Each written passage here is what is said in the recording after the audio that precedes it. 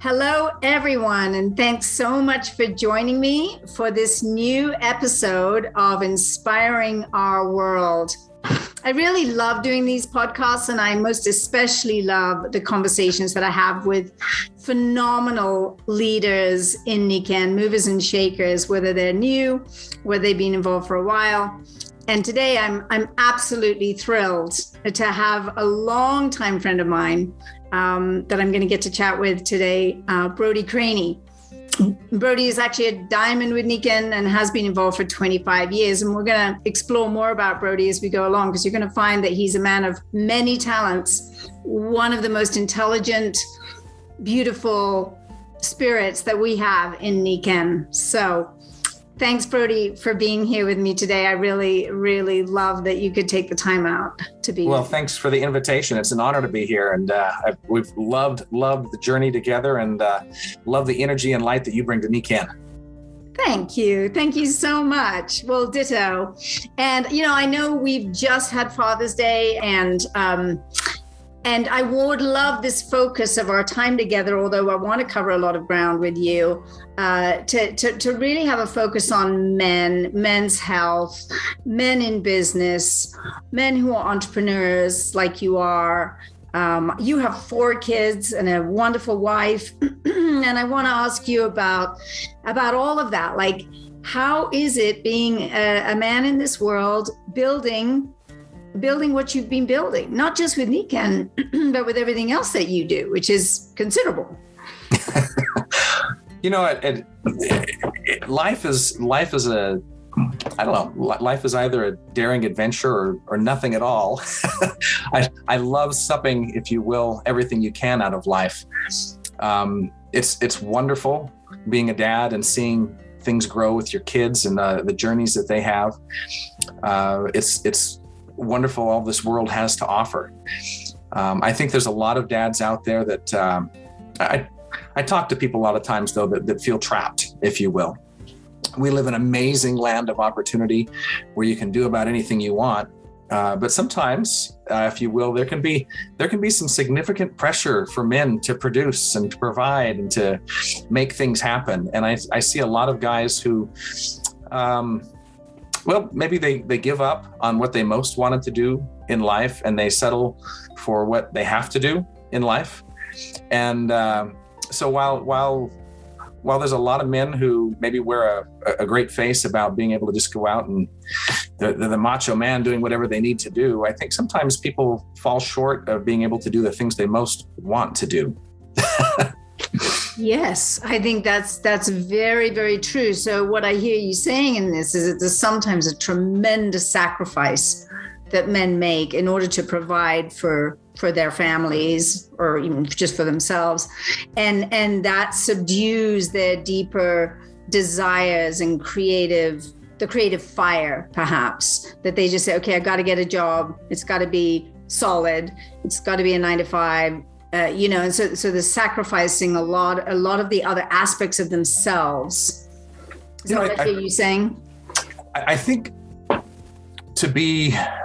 I think we all go through aspects of sacrifice in life, and to think that life can take place without sacrifice, I think is a huge deception.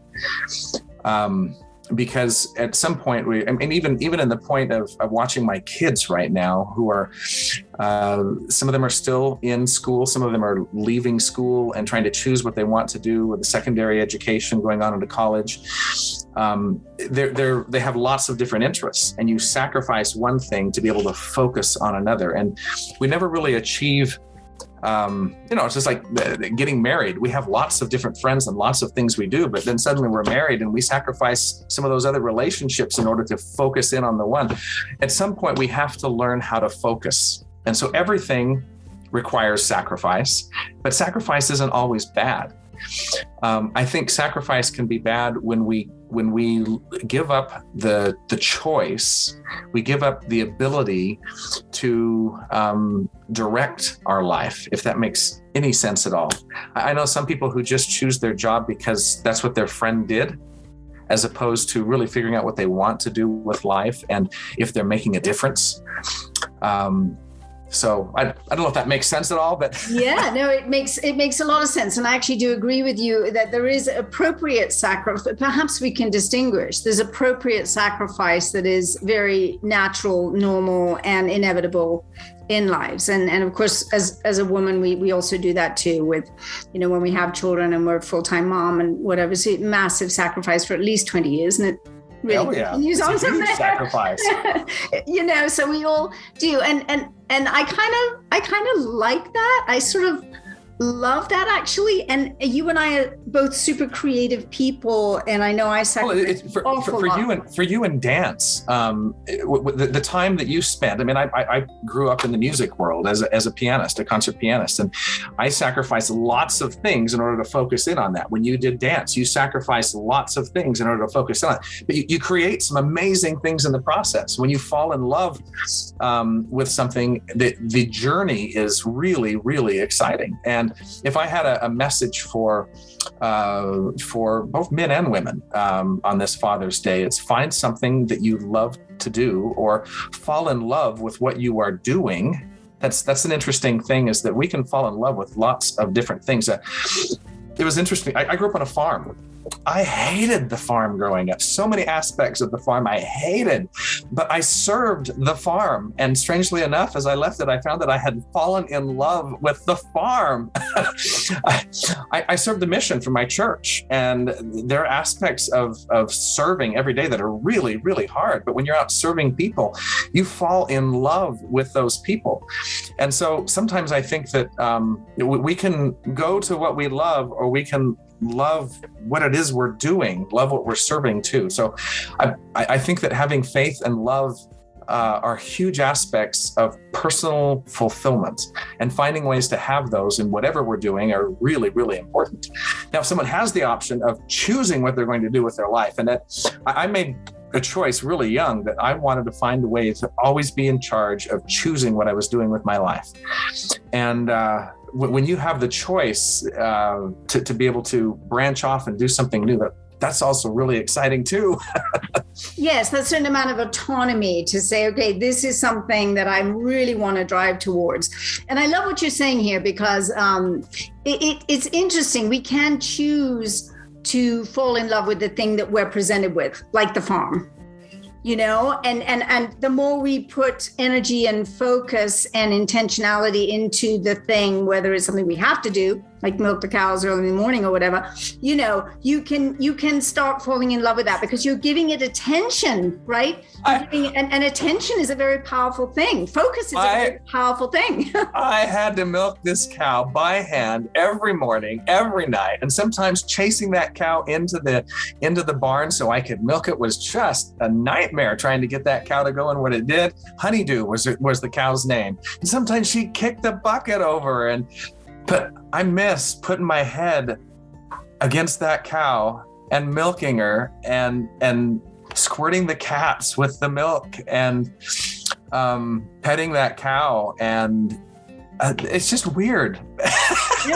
I think it's great. I was actually just watching a film last night on Rudolf Steiner, who's a man, very interesting, very eclectic, very much of a Renaissance man. And he grew up with a lot of nature.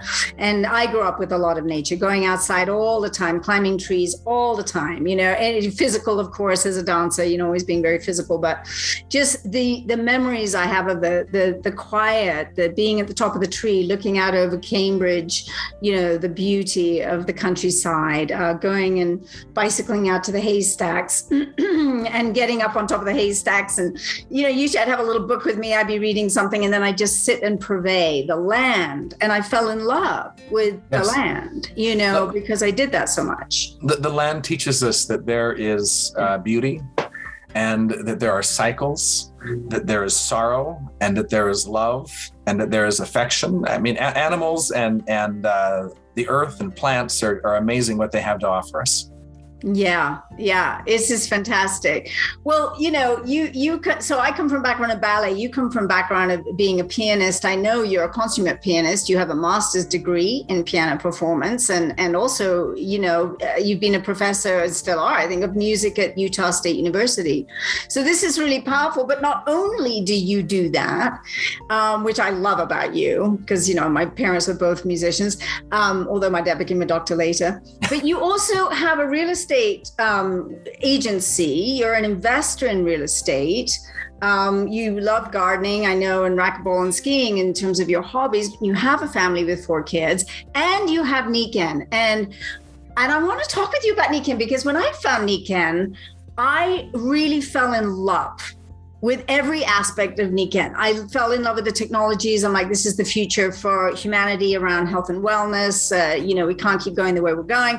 I fell in love with the business model. As the more I understood it, the more I fell in love with it. The leveraging of time, compounding effort, the teamwork, the co-creation, the international aspects of it, the choosing your own destiny. So let's talk about that, given that we're both such creative people, that we have both chosen Nikken, for you for 25 years, me for 27 years, as an amazing vehicle to be a part of. Why is that? What is that? So my parents kind of joked about me at a young age. I think I was 8 years old, and I don't know if it was a swap meet or a garage sale or what you'd want to call it, but we went. Dad had some things from the farm he was selling, and I brought some old toys, and I sold them at the booth. And when my toys were gone, I went around and bought some of the other toys that the other kids were selling, and I brought them to my booth and resold them for more. Wow. And in school, when it came to fundraisers and reaching out and selling the candy bar to raise money for the band or whatever it was, I just loved doing it. I loved interacting with people. And when Nikken came into my life, I spent 2 years mocking my family about it, because I thought the technologies were a little bit crazy. Once that hurdle was overcome, I had a lot of reasons why not to do Nikken. I had my focus in music. I had a lack of money in my life to be able to invest in Nikken. I had other paths that I was going to do, and I had a lot of doubts about my ability to speak, my ability to lead other people. I had doubts about network marketing in general. And I don't know what switched, but one day, instead of my brain producing all the reasons why I couldn't do this, all the excuses, if you will, I was fortunate enough to have met several people who were doing very, very well with Nikken. And they were having fun. And they were building teams. They were building, if you will, invisible empires. And they were lifting and building people. And I love making a difference and building and empowering people. I was really fortunate growing up that my mother taught me 2 magical words, and she would never let me forget them. And those 2 magical words were, I can. She never let me say I can't. And she said, you may be unable to at this point, but never say I can't. At some point you can get the resources. At some point you'll get the knowledge. You can learn to do whatever you want to do. So at some point in the Nikken journey there, my brain went from excuses. I'd been signed up and had some of the technologies, but my brain was just wired to, this is not what I want to do. But one day it just switched to, how can I make this work? And the moment that magical computer, your brain, gets focused on something new, it produces answers. So the questions we ask ourselves, if we ask ourselves, why am I so dumb, or why am I so fat, or why am I so whatever, our brain produces the answers. But if we ask ourselves, well, how can I learn to do this? How can I learn to do that? How can I get a bunch of real estate? How can I build a huge Nikken empire? How can I make this work? and then let your brain chew on that, magic happens.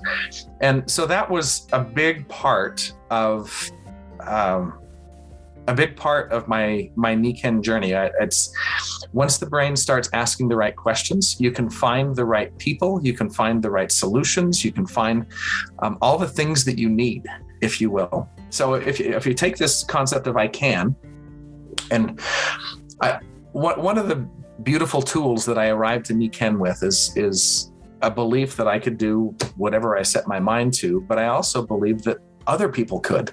I know that may sound crazy, but there's a lot of people who either don't think they have the tools or they don't think that other people can. And those are two huge essential aspects to doing anything in life. A belief and faith and the goodness of people. I remember going to Humans Being More training, probably in the second or third month of my journey. The Humans Being More training, or silver training as they called it back then, but it was a 2-day journey, and part of it there was an age regression, and we visualized our parents in their youth. And for whatever reason, I came out of that experience with a huge amount of forgiveness for the things that I was frustrated about my youth.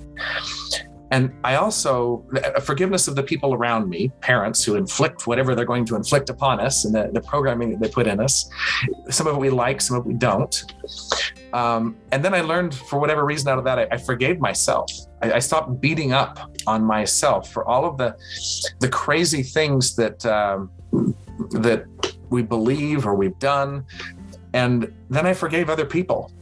And when you have I can embedded in your brain, and you start asking yourself the right questions, and you have forgiveness, because then that gives you the ability to make mistakes and laugh at them, and allow other people to make mistakes and laugh at them, and then pick themselves up and move forward. Anyway, magic starts happening. In my journey in Nikken, I loved the fact that there was not somebody else who was determining how fast I could go. I started when I was in the middle of, I was company manager for Utah Festival Opera Company. I was teaching piano lessons. I was teaching voice lessons. I was teaching theory at the university, managing apartment complexes, and I had no time.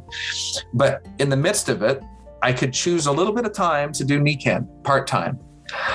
And that was my journey for 9 months. And that 9-month journey, I just fell in love with the magic of helping people physically, helping people gain hope in their life again. And I fell in love with empowering people, teaching other people to believe in themselves, teaching other people that they can build teams, that they can have goals. Actually, I just wanted to back up a little bit about the piece about forgiveness and the Humans Being More, because, we've both done it many times. It's definitely well over like 23, 24, 5 times for me. I don't know. Sure.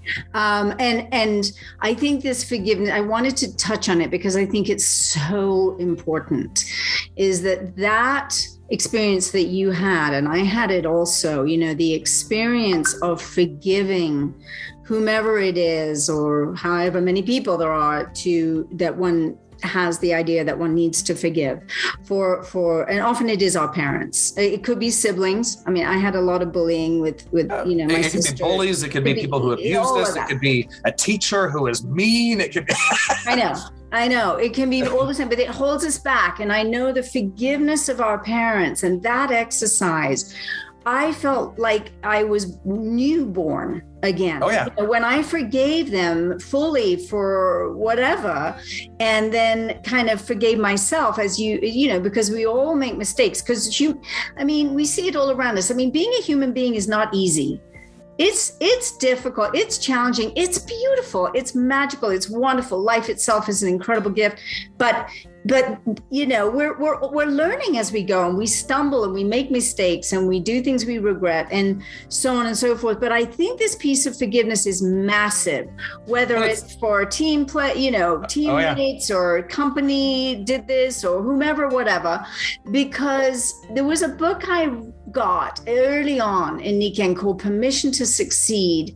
And it said in there, you need to ask permission of your parents, but until you forgive your parents, why would you even ask them permission? But if there's something about that relationship is hanging over you, it blocks you. And I remember reading it, and I actually went to each parent, after the forgiveness whole piece, and just was like, is it okay with you, mommy, if I'm more successful than you ever were? And she was a top, pianist, like top level, like Radha. She was number one in piano. She was, the hat trick in acting and singing.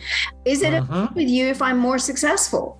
And this is a woman who's mentally ill, addicted to opiates and everything. And there was this pause. And then she didn't know what to say, because I knew it was hard for her ego. I knew it was hard question. And then she just said yes. And she put the phone down. She just slammed the phone down. And I thought, oh my God, I got a yes. That's all I needed. I got a yes. And then I did the same with my dad. And when I did it with my father, he was so successful in academia. Plus, he'd been a jazz trumpet player, had a band, was super successful with that too.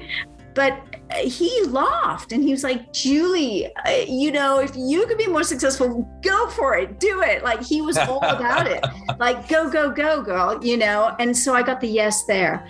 And that gave me that permission to succeed from those two very, very important people in my life. So I wanted to touch on that and go a little deeper into it, because for mental health, which we're talking about with men and for women, it's like very important that we do let go of these grudges and move forward and go, they did the best they could with what they had. There's the relationship we have with our parents, and then there's a relationship we have with ourselves. We all have things that we're good at, and we have confidence in those, but we all have things that we don't specialize in and we're not good at, and we have insecurities in. And one of the magical things about humans being more training was realizing that everybody has insecurities in different areas, and everybody has fears, and everybody, maybe they're afraid of, and in some way or another, we're all afraid of approaching certain people. In some way or another, we're probably have all had times when we've feared speaking. In some way or another, we've maybe had fear of success, or fear of having money, or fear of not having money. We all have fears. And once we realize that we're all pretty much the same that way, and then you look around and you see people that, despite the fact that we're all the same, there's some people who make themselves, through whatever pathway they choose, they make themselves extraordinary. Then you realize, if I want to, I could be extraordinary too. I could be an extraordinary father. I can be an extraordinary entrepreneur. I could be an extraordinary husband. I don't have to be stuck. And when I say stuck, we've probably all had moments when maybe we weren't the best father, or maybe all had moments where we weren't the best husband. And I remember I had problems with tendinitis as a pianist, and I had to stop playing for a while. And I had been accompanying in a voice studio, and the voice teacher said, "Well, why don't you take some voice lessons while you can't play?" And I'm like, no. I don't sing. I can't match pitch. I mean, and he said, "Just come on over and have some fun one night." And I came over, and I was terrible, absolutely terrible. But I had so much fun. I got addicted, and I ended up taking 4 years worth of professional voice lessons. And I had so many problems along the way, but I had so much fun. And in the middle of it, I found myself on a stage with 1,200 people watching me, having a leading role. And that whatever that's inside of my brain that doesn't always match pitch came back. And I had an entire song that I sang off pitch. It was awful. It was so bad. And I did my best to act my way through it, to pretend nothing was happening. But when I go backstage, normally everybody who's congratulating, they had all disappeared. The hallways were just empty. And it was a moment that I had to, I could either run and stick my head in the ground and never come out again. I could abandon that thing that I developed a love for and realize I was terrible at it. Or I could forgive myself. And I think we all have moments on our path. I had moments in my Nikken path where I went, "Oh, I did what?" I've had moments, just so many moments in life where I realized, okay, I can beat myself up of this forever, or I can wrap my arms around myself and forgive myself, and hopefully do that sooner than later, and move on to the next thing. Move on to the next thing forward that I can contribute of goodness. Now, luckily, I showed up the next night and sang again, and everything went well. And went on to have a couple other really great roles, and it was just an amazing adventure. Well, it takes a lot of courage that you got up the next night, I've got to say, and did it again. That is phenomenal. And I think you are a natural risk taker, but calculated risk, I think, like myself. And I think that it does take a lot of courage to build a Nikken business too. It takes a lot of courage because, like you say, we all make mistakes. The things, yes, of course, the things I look back and go, oh yeah, that was just not so great. And that's okay because everybody fails on their way to success. But if we hold, a gun to our head over it, not good. I remember attending an event and someone said, you're all going to fall. Just make sure when you fall forward and not backwards, because that puts you one step closer to the top of the mountain.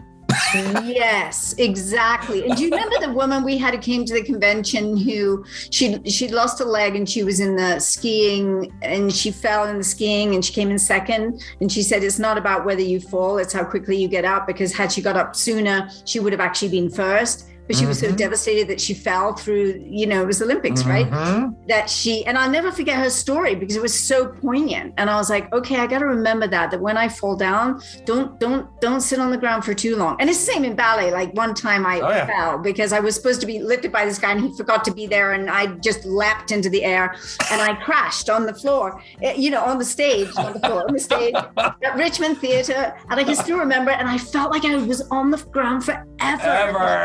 Everybody went, those movements go on forever. You replay them over and over. Yeah. And then I got up and then I carried on. I wanted to cry, but I didn't cry. And it was like 15 or something. And they said later, you got up so fast. And I thought, are you kidding me? I felt like I was down there forever, splayed out on that stage. So I want to commend you for getting back up the next night. It's like getting back on the horse, right? Getting back up the next night, singing again. Singing is a very vulnerable thing. And you did it. It's like you go out on a Nikken appointment and you're out there and you have some that go really well and some that, they ask questions you don't know the answers to. And you maybe you interact with someone in a way that offends somebody. I mean, we can't always be perfect for everybody. I mean, I've had times when I've given what I thought were some of the best presentations ever, and I've had people go, well, you were pushy, or you were this, or you were that, and I felt awful about that. And when to me, for someone to say you're pushy was just heartbreaking, because I never wanted to be pushy in any way. And that was one of those things where, okay, well, do I forgive myself? Do you move forward or not? And everybody has a different perception. That's right. We all have a different perception of each other, and absolutely. I can totally relate in different ways. And in fact, it makes me think of one guy. I remember one guy, he ended up just being in an argument with me about magnetism versus gravity. Yeah. And it was just like, why am I suddenly in this conversation in an argument? And I don't like arguing with people. It is something I actually avoid, which is sometimes a problem for me. But I'm trying to learn to be braver about that. But I don't like arguing with people. I mean, I just don't. And I felt so awkward. And it was a three-way, meeting. And the woman got more and more awkward who had introduced us. And he was just adamant that, gravity and magnetism, the same thing, same force. And I was like, I had been reading a lot on magnetism. And I was like, I don't think quite the same. But anyway, it just reminds me of that. So, oh my gosh, there's so many things I want to ask you about. I mean, I do want to ask you what your favorite Nikken product is, just because I have to, because it's so interesting to find out what people love the most. What do you love the most? I saw that question and I thought that's the meanest question on the planet. Totally mean. So I don't have a favorite. I love the Nikken Wellness Home. I love everything that helps to not only help me, but help everyone around me. I love having the tool of the Wellness Home to be able to help such a massive array of people who have not had hope gain hope back, who have not had the ability to move again, who have been told by doctors that no, you can't, there's nothing we can do. And then we have something we can do. It's just, I love the magic of the Nikken Wellness Home and all that we have to offer. So to pick one, sorry. But I will tell you this. By the way, totally the same. So I will tell you this. I was asked, you've heard of the food pyramid before. Yes. And, they put the things that are most important on the bottom, supposedly, and the things you need less going up. And to me, the foundation of health and wellness, that if you don't have this piece in place, none of the rest of it will work. I've seen people who have exercised and exercised and exercised and taken vitamin and not seen the changes they wanted with their health because of these other things. And so I'll ask people, if you spend a day in Los Angeles breathing bad air, does it ruin your health immediately or more over time? And usually that's over time. And if you drank city water today, does it ruin your health immediately or more over time? And usually that's over time. And if you missed your vitamin C pill today, does it ruin your health immediately or over time? Or if you ate McDonald's today, does it ruin your health immediately or over time? It's usually over time. But if you didn't sleep well last night, would you notice that immediately? And we do. It affects us the next day. I mean, it just does. Yes. And not just. I mean, everybody gets affected in that manner. And I've seen over and over that if we get people's sleep taken care of, and then add the rest of the wellness home components, we don't always get the results, the big results, if we don't get sleep taken care of. And so for me, the foundations, we've got to have people sleeping well. And I've seen so many, what some would call miracles, transformations, life transformations, when people embrace the wellness home, including the sleep technology. So to me, that's a foundation. I would actually agree with you on that fully, because I love sleeping and I sleep like a baby and always have. And Nikken just made it better and better and better. And actually, the new Kenko Fit is a whole other level of that, even for me, because I was already sleeping great, but it gave me an extra probably 1 to 2 hours a day now, because sure. I just wake up earlier and I feel ready for the day. Yeah. I'm just like, absolutely. Okay, it's 5:30, 6 o'clock, I'm ready. And it used to be more like 7 o'clock, 7:30. So I'm super grateful. Well, sleep has been linked with so many things. I mean, one night's bad sleep can lower the immune system by over 60%, just one night. And let alone people who have chronic problems sleeping. They're too hot, they're too cold, they toss, they turn, they flip, they flop, their ankle hurts, their back hurts, their elbow hurts, their wrist hurts, they have insomnia, whatever it is. And some people sleep and sleep and sleep, but they wake up feeling like they've been run over by a train. Because they're not getting into the deep stages of sleep. But not only does it affect the immune system, but some of these problems that people have for decades, their body is supposed to naturally repair, but they're not getting into the repair cycles, the REM and alpha stages where the body mends and fixes. And mental health, good gravy. What we've learned about what they call brainwashing now, where the toxins in the brain are actually pulled to the stem of the brain and the lymphatic system get a hold of it. But if we don't get into the deep stages of sleep, the brain doesn't doesn't clean, the toxins don't get taken out. So you take people who don't sleep well over and over and over, and what happens to their mental health over time? It's amazing. Sleep is so important. I mean, you're a mine of information for so much about all of Nikken, the business as well, but just on the product level too. You are one of our greatest resources, because you really decided to learn about health and this area of sleep. I think you're so exactly right about mental health. And there was that gentleman that came from Oxford University in England and talked to us one of our conventions about that. And it made me think, with my mom, with her mental health, was she never slept well. She never slept well. And she had an electric blanket, which is one of the worst things. And yes, England is cold, but use a hot water bottle or something. Don't use an electric blanket. And whenever I would be in that big bed with her, I would hate it as a child, that feeling of that electric blanket. I hated it. I just felt it was a sort of buzzy and it was horrid. And she used that all the time. And I think it was a major contributor to her decline in mental health. Take that off and put a Kinkotherm blanket on, and not only the amazing things it does to help balance the body out and help in temperature, but in many other ways. But sleep is so important. But yeah, sorry, I didn't want to go on that forever. No, I love it. And I love that, I mean, you've seen so many experiences. Like I have so many really transformational experiences that just, leave us with our mouths hanging open, even though we go, I knew it could do that, but oh my gosh, it actually did that. It's exciting. You take people who've been in a wellness home for a decade and then take them back to their class reunion and they look around at everybody else and they look, what happened? Yes. It's actually that's an odd thing, isn't it? I mean, Dave Balzer made a joke about that the other day on the Master Day or something. He was like, where he said, unless you have a Dorian Gray, the portrait in the attic thing, the story, Oscar Wilde's story of Dorian Gray. Oh, yeah. Right? The story, I knew you would. But I laughed because, we all look so much younger than our actual chronological age, our biological age. You've got three choices. You've got the Fountain of Youth, you've got the picture of Dorian Gray, or a Nikken wellness home. And two of those, no one knows where to find. So get your wellness home. And people ask me what I do. And when I a lot of times I'll just tell people I'm an anti-aging specialist. And that will often catch people's attention to start a conversation. But it's amazing what happens when people embrace the basic concepts of that. So anyhow, for men's health, okay, there are men who give up so many things in life. They give up, whether it be their tennis or their racquetball or their running or whatever, because they're declining. They think physically that they have to, we bought into this idea that aging has to be meaning that we're not going to function and we become less.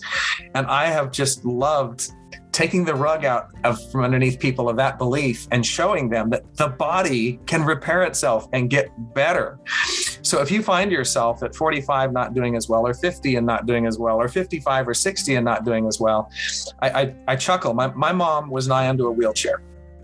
And she had three major conditions the doctor said nothing could be done with. And she got into a wellness home. And over the course of a 6-month period, she got off of 10 years worth of major medications, reclaimed her life. A year later, the blood work showed that those conditions weren't even there.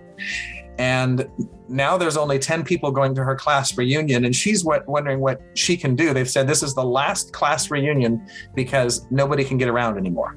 And she's like, why not? Wow. She's got a wellness home and she is mobile and doing everything that, that 20 years ago, she didn't really want to be around much more because being around hurt. Yeah. And now life is vibrant. And that was 25, 26, 27 years ago for her. So at any rate, the wellness home's amazing. And wonderful story. Yeah, men, if you're looking for a way to maintain vibrancy, get a wellness home. Just do it. It's the best thing you can do for yourself for longevity and keeping your mind sharp. Whatever endeavor you want to do to be at your best is fabulous. So anyway, sorry. No, sorry. It's great. And, I've been studying flow state, which I know you love flow state as well, because we both are kind of probably addicted to that. But with flow state, you're always challenging yourself. You're always challenging, but not such a great challenge that you give up. You're like, I'll never be able to do that. But a challenge that's beyond your natural capability at that moment. And you're learning. And it's actually when we get into flow state, whether playing piano, dancing, whatever we're doing, it is the happiest state we're in. And then afterwards we get a little bit of a lull, a little down, it's kind of like going diamond. And then you get a little lull because you have a natural, it's almost like postpartum depression, but not like a depression. It's just a natural part of the flow state. But I've been really studying it. And I think in Nikken, one of the most important things to do is to keep upping your own game, or actually in life anyway. Like for instance, exercise. I've done Pilates for years and yoga, and then it just didn't feel so good anymore with my back. And then I went, okay, I'm going to start something new. And I started gyrotonics. And it is like a whole mind body thing. There's so much to think about. There's so much to learn. And I know it's literally growing gray matter in my brain. I'm like, I couldn't be happier, because as confusing as it is, my body's feeling great and my mind is working a mile a minute, but I think in Nikken, it's also very important for us to challenge ourselves. And I think that's where like rank advancement, bringing in more people, new people to be part of our teams and part of the community it's so important. It's absolutely vital. And again, back to humans being more training, one of the things we talk about are our comfort zones. We are creatures of habit. We love to do things that we automatically do things that we know how to do. We have so many things that we just get up and do over and over the same way. And there's really, I mean, that's a wonderful thing about human nature. But we have to recognize that sometimes those things can hold us back. They can get us stuck in a rut. One of the things I love about teaching piano is that we get to challenge people every day. We challenge them to get out of their comfort zone and do something new. And for some students, it's really hard because they're like, I just want to do something that I know I can do good. I'm like, I know, go ahead and do that on your free time, but I'm going to challenge you to do something new that you didn't know that you could do. And 2 weeks from now, you're going to be so excited that you learned something new. And the same thing happens not only in Nikken. You have to be willing to set a goal and work to get it, and go through the terror barrier, whatever fear factor, whatever thing that you have to learn to be able to get that goal, get it done, and then take a moment to celebrate. But I've some people say as soon as you reach a goal, set the next one. I've gotten to the point where as soon as I'm a week within reaching my goal, I have to set my next one. And get myself moving on to that next thing. And that actually makes that lull afterwards almost a non-existent thing.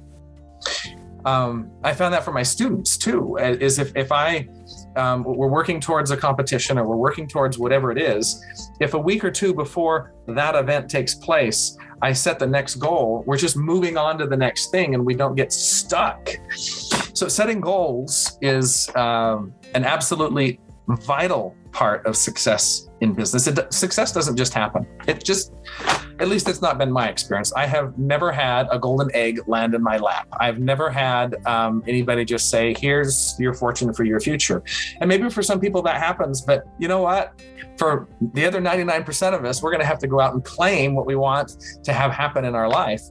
And setting goals has been a big part of that. Now, when it comes to building business and in Nikken, you're not just setting your own goals. You're helping other people discover that thing. And sometimes it's a matter of going up to people and say, you know what, I think you can get silver done within this month, or I think you can get gold done this month. I think you can win the trip to Japan. And they go, well, at the moment somebody else believes in you, you know, well, what do they see in me that I don't see in me? Well, maybe I could do that, you know? And so part of our job as leaders is not only to set our own goals, but to help other people know the importance of setting their goals. And that mean that it's not just about going out and doing the appointments, it's about getting people inspired to do those things themselves. And then it's about inspiring them to inspire others. So it's just a huge portion of that. If you're just doing Nikken, there's no such thing as standing still. The universe is always in motion. Every molecule, everything is in motion. And there's no such thing as just holding our ground. We're either moving forward or we're moving backwards. And we have to have goals to be able to make the next step in every aspect of our life. Which just makes me think right now, I mean, what was my last goal with my spouse, my marriage relationship? Oh my gosh, I need to set another goal to make that relationship a little more vibrant. And maybe it's with your kids, you know, is everything where you want it to be? I'm going through a stage in life where parents are not important. In fact, parents hold us back right now. They're gaining their own freedom and their wings. So I need to set some goals of what is it I can do to be a more supportive part of the things that they're doing in their life right now. But just, at any rate, goals. I love that. Actually, this morning I was just reviewing my goals, my 3-month goals right now. I was reviewing the family ones, you know, and it's wonderful because you're always sort of giving yourself the challenge of upping your own game, you know, just upping your own game, which is fun, which I think it's so ironic that we get scared about it, because actually we have a lot more fun doing that and being creative and going for goals and failing on our way to success than we do than we do keeping in our comfort zone. You know, it's like, it's much more vibrant to live a life of stretching than of just kind of hunkering down and going, well, I know what I know, and I'm kind of okay with that. Because we're not. We get depressed if we're not moving forward. I totally agree with you. The universe is it's always in motion, and we're either moving forward or back.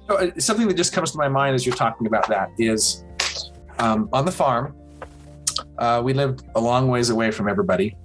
And my dad was an amazing man. He could fix anything with anything. It's just amazing. But I remember in particular getting stuck. Sometimes the ground was soft and the pickup would get stuck. And sometimes the ground was soft and animals would get stuck. In fact, if they get stuck too long, they can die. And sometimes very large tractors can get stuck. And no matter who we are, and no matter what aspect of life we have, whether we're a new direct or whether we're a silver or whether we're a diamond, there are going to be times in our life when we get stuck. Okay. And we have a chance when we get stuck to say, well, the ground is wet. It's the ground's fault. we can blame the things that are around us for getting stuck, as opposed to realizing, well, maybe if I had tested the ground ahead of time, I wouldn't have gotten stuck. Maybe I could have gone around that area. But nonetheless, we're stuck. We're there. We're stuck. And then we have the chance of sitting around blaming and being just stuck for the next 20 years.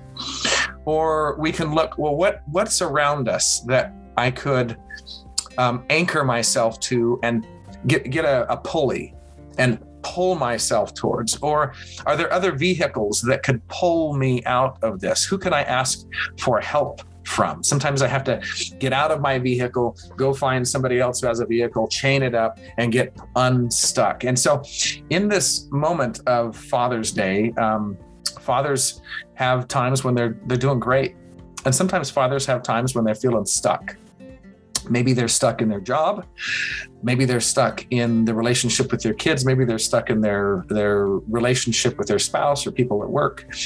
Sometimes we're going to have to ask other people. And that's hard for men. Oh, whoa. We've been raised to be independent and figure it out ourselves. But, when you're stuck, realize that sometimes humans being more training. And then there was a leadership training, gold training, where there were certain exercises that we couldn't complete unless we learned how to raise our hand and say, help. And learning how to ask for help, it's not weakness. It's actually strength to realize that A, I'm stuck. Some people don't ever realize they're stuck. But A, realize you're stuck, and B, realize that I can get out of this a whole lot faster if I just say help, and somebody else who already knows the answer to this thing can give me the tools for doing it. That's a beautiful thing, but it takes humility, right? It takes a willingness, and that's where we can set the ego aside and say, I don't know what to do right now. I'm really stuck. So I'm right now I'm a member of a organization that's called BNI, Business Network International. I just get a whole bunch of different, within your community, businesses together, and they meet and we learn how to promote each other's businesses. But the funny thing that's happened in the middle of this is my life has propelled so much faster as I gain trust of these other people. And I realized there's some things that dude does a whole lot better and a whole lot faster than I can. And if I just said, hey, help, could you take care of this for me real quick? Or could you help so-and-so with this or whatever? And I just realized that they're just a phone call away. And my life has sped up so much faster. I mean, I get tons and tons of referrals from this organization. I give tons of referrals to the organization, but I've solved so many challenges. I think part of learning how to accelerate life is learning how to ask for help faster. And part of, you say humility, sometimes I've almost gotten to the point where I realize when you just get okay with not knowing everything and knowing that everybody else doesn't know everything and that asking for help is a normal thing. In fact, it's a strength, it's a power, it's a superpower to be able to ask for help. Your life can go ahead so much faster. Anyway, so. I think it's so, it makes me think about that's what a community really is. It makes me think of like, well, like the Amish when they put up the barn, or, when I was in the circus and I used to watch them put up the tent, and that team play and the rhythm and how everybody would work. Oh, so beautiful. Barn building is so amazing with communities that will actually do that type of a thing, where you go to project, one person is stuck, they need help getting this done. The other people aren't getting paid for it, but they're having a blast coming together, working with their neighbors and having this social experience and making a difference for other people. Life is like that. And know that every time you ask for help, there's someone who can't wait to help you. I love that. It's the same in Nikken, right? With the 3-way calls and everything, we love to help people and be helped as well. And so it makes the whole thing sing. It makes me think of an orchestra, and just I see everybody's part of the orchestra, everybody's a different instrument, and when you pull it all together, it's just this most beautiful symphony. And that is such a magic in Nikken. I think that I've never taken for granted. I've always felt like super grateful for the community, because there are people that are entrepreneurial. We're all entrepreneurial. We're all looking to make the world a better place. We're all excited about bringing new technologies to the world that nobody knows about, nobody needs. We're all excited about the idea of this co-creative play. So just to complete our time together. I've loved in the culture of Nikken that whether it be from Mr. Masuda, Humans Being More Training, the leaders that we've been around, people have been blind, if you will, to level, to cross line. And so many people have been willing to help people they'd never stand to gain a dime from. And it's created a community that has just been absolutely, the Nikken community is one of the best communities you're ever going to find. It just is. Yes. The technology is amazing, and the opportunity is amazing. That the ability to grow as fast as you want to grow, and to bring people along. You can't do it alone. So you got to help people along the way. It's wonderful. Yeah. All the cross-line work has always been beautiful, that we've always helped everyone, whoever asks, no matter where they are in the organization. So I just want to complete, because time's flown by, but just about the future. What do you think about Nikken in the future? What do you feel like it's essential? Do you feel it's important? If so, why? What is your vision for our future? Nikken, I believe, is one of the most amazing tools of transformation and growth. We talk about healthcare crises and all the problems that are there. I don't think we'd have a healthcare crisis if everybody had a wellness home. I mean, literally, so many challenges would be transformed. And by a wellness home, I'm going to give an extended definition, because if we want to talk about transformation, if we combine the 5 pillars of health, and not just the wheel, and not just the words of 5 pillars of health or wellness or whatever you want to call it, having a healthy mind, a healthy family or healthy relationships, healthy body, healthy society. I mean, it's just mind, body, family, society, and finances. It's not just words, but the concept of humans being more, and the training that comes with that of forgiveness, the concept that we're all good at some things and not good at others, and that's okay, and I can ask for help. The concept that that it's okay to have passions and desires and to work towards those. We don't have to be stuck. And with the wellness home, helping people be unstuck in the health things that hold them back. Nikken is a tool that I in some ways would pray that reaches every household. And I love sharing Nikken. I mean, there were times in my early years where I was afraid. I was afraid of what people might think of network marketing, or I was afraid of what people might think of magnets, or I was afraid of how they might think of me, or whatever it is. And then you get to a point where you're like, everybody has to know about this. And you just open your mouth because you know it's the right thing to do. That's right. There's an innate goodness in Nikken, innate goodness in what we do in building others with network marketing, what we do in building others with the 5 pillars, what we do in building others with this technology, that regardless of what frustration may come in way, everybody who is touched by Nikken knows that there's something special here, that really should be moved and shared. And because of that innateness and that spark and that goodness of what we do, Nikken's going to be here for, strong financial backing, great leadership, amazing technologies, amazing philosophy. Nikken is it's not a decade business. It's not something to do for a season, but it's something that we can pass on for generations. Yes. And that's a beautiful thing to be able to have. Beautiful, Brody. It really is a life calling. I think it's why so many of us have been involved for so long, and then new people coming in who are just as excited as we still are. You know, what you said, you just encapsulated it. It to me, it's a blessing. It's a huge blessing for our world, and it's very important that we get it out there, because and I think it's really important for people to understand that is not just the products. The act of building a Nikken business changes people in growth ways that are unbelievable. The ability to interact with other people in ways we were able to do before, the ability to influence people the ways we weren't able to do before, the ability to empower other people to do things far beyond what we ever did. The ability to help people forgive. Nikken people are a different, better people, I think, than many other people around. I know that may sound terrible, but and maybe the word better isn't the right thing, but I love being around Nikken people because of who and what they are and what they understand.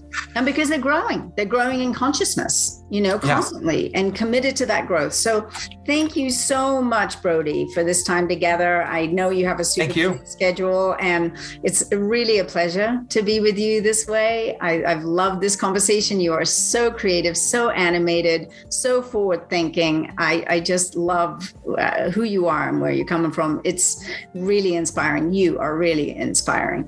So thank you. And thank you for what you're doing.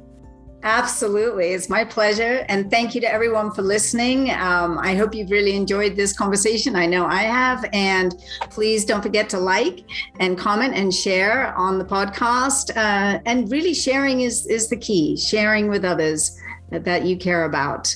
All right. Have a wonderful week, and we will talk again next week. Bye for now. Bye now.